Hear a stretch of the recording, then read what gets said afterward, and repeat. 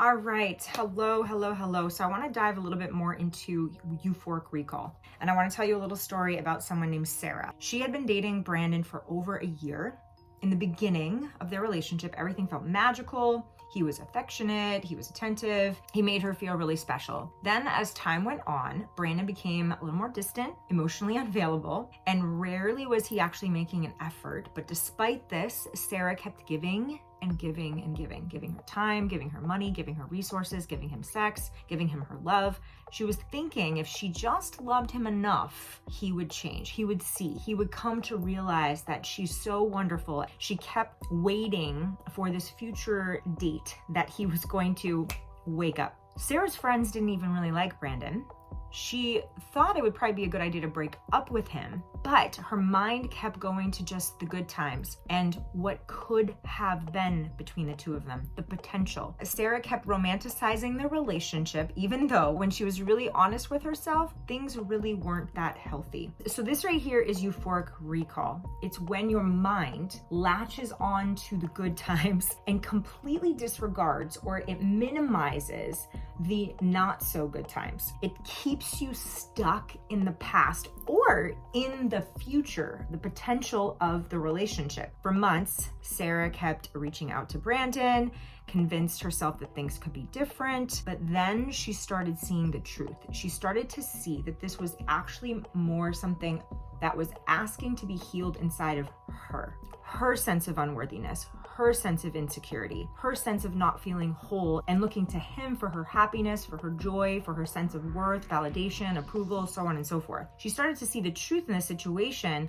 and started to see that this is euphoric recall. When she really was honest with herself, like I said, there were some not so healthy things going on in this relationship. Over time, she started to believe that she deserved someone who showed up fully, not inconsistently giving her crumbs of attention and affection. So there's these thoughts and there are these feelings of I'm not enough, I'm not worthy, I need someone else's approval. These have been running in the background probably for a long time. So when we acknowledge that there's probably a pattern of thought, a pattern of feeling of I'm not good enough, which has been driving your actions, causing you to settle for breadcrumbs over and over. Just acknowledge the pattern. Set clear boundaries with men who aren't showing up.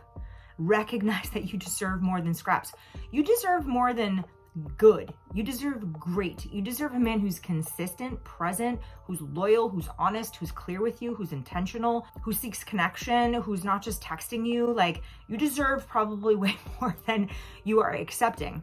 Number 3, rewire your brain by focusing on self-love and healing your sense of self-worth. We go into that in my one-on-one coaching because this isn't just a one and done type thing. This can take just a lot, but it's possible. It's so possible to rewire your brain. I help my clients with finding out what their limiting beliefs are, and then we can find out the opposing beliefs of those limiting beliefs, and then we can work all these different tools and techniques and strategies to literally change our brain, thus changing our wiring, changing our identity, changing our actions, changing our thoughts, and attracting from a completely different place. So number 4, be patient with yourself. Healing takes time, but each step towards reclaiming your power brings you closer and closer to attracting a man who sees your value, knows your worth, treats you as such, and matches your energy, matches your vibration. So you need to up-level your vibration in order to attract somebody that you want that's on that higher vibration. 5, shift your focus from neediness to abundance. When you come from a place of self-empowerment and wholeness, you will naturally attract a man that is going to treat you as such. So if you are not in the place that you want to be, that's okay. You can always change. You can change faster than you think you can change. It does help to have resources to help you, to teach you, to be around people who have gone through the process, who kind of know the path to get you to where you want to be. You're more than enough, and you will attract what you put out into the world. Do the work. The work can be fun. The work has been fun for me. It's been a little bit painful here and there. Pain actually is the impetus sometimes, the cornerstone to get me to actually do the work, but the work itself has been really fun and fulfilling, and it's been worth everything. So that's a little bit about euphoric recall.